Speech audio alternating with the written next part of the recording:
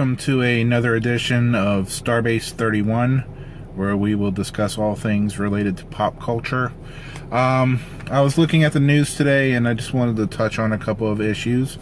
The first thing I wanted to talk about was Alice Randall wrote a op-ed piece on NBC's website today talking about the decision by Biloxi, Mississippi to remove To Kill a Mockingbird off their 8th grade reading list. Basically, this was another liberal rant, and believe me when I talk about liberal rants, I am a liberal, and some of these things that the liberal faction is pulling is just embarrassing to the Democratic Party.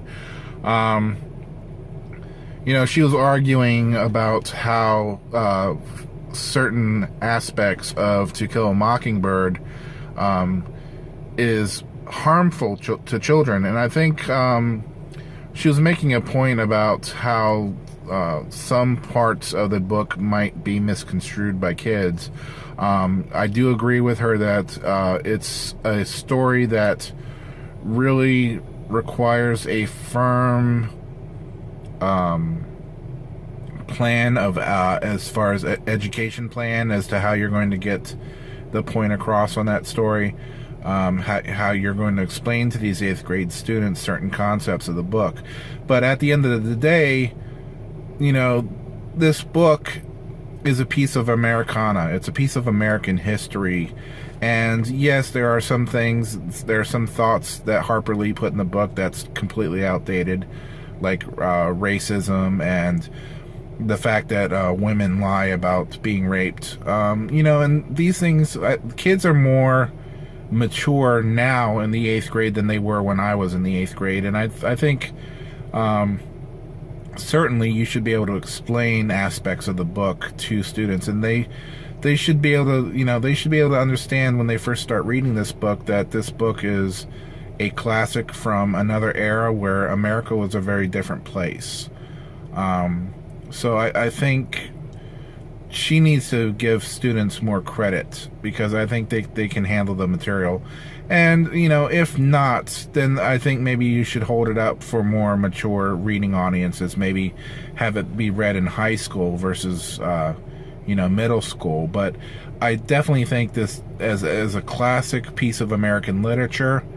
It's definitely a book that needs to be a part of our students' curriculum. And recently, Elon Musk was giving a talk about his plans for SpaceX and his BFR, or Big Effing Rocket.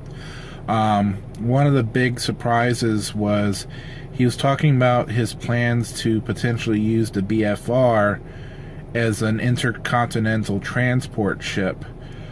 Theoretically, this rocket would be able to carry 100 people and at speeds at 10 times what the Concorde could travel. So in essence, you can travel halfway around the world in less than an hour, which is phenomenal. The shocking thing is he believes that it can be done with what it would normally cost for a high-end airline ticket. I'm not sure about that. I mean, I hope he's crunching the numbers on that. But it would be phenomenal to be able to travel halfway around the world in 40 minutes, versus several, half a day or more. So it's definitely something to keep an eye out on,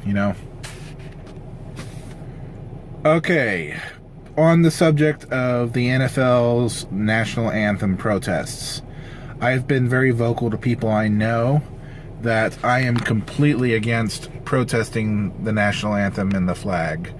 I am not saying that these players do not have a right to protest, and I'm not saying that they shouldn't have a platform for protesting, but I was always raised with the sense that the American flag and our national anthem are sacred, and just about every country has the same mindset, and they have laws that support that. Like, you can't mistreat a American flag, you can't burn a flag inappropriately.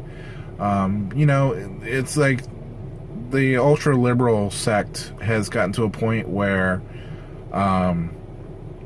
They feel like they can do anything if they can justify it. And then on the other end, you have the white supremacy groups that are just fueling the fire, and you have Trump just adding on more bullcrap, like this new petition he has out there where he's trying to get people to sign it against the NFL.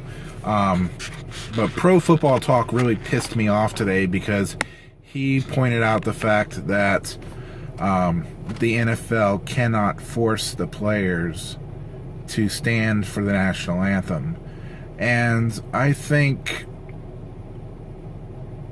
that's ridiculous. I think that's they need to be, you know, if the NFL came out with a policy where they were going to fine players who refuse to stand for the anthem, you know, I would like to see how that played out. But what really pissed me off more than anything was, I can't even believe it. He says that these players should be allowed to protest, that fans are going to get over this eventually, and we're going to come back to football, because if we can put up with our sucky teams losing year after year, we can put up with some national anthem protests.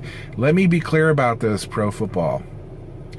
As long as the NFL players are protesting the American flag, I will not watch an NFL game. I've gone all season so far without watching it, and I've been totally happy with it.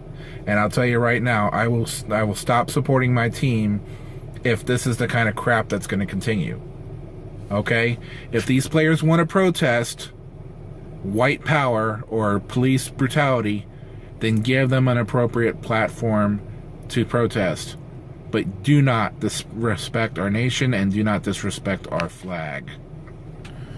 And last on the list, I was kind of amused to see that they were talking about the rising popularity of K-pop in the United States. And for those of you who do not know, K-pop stands for Korean pop. And basically Korean pop is like the boy band style music with their videos are just crazy, highly choreographed events.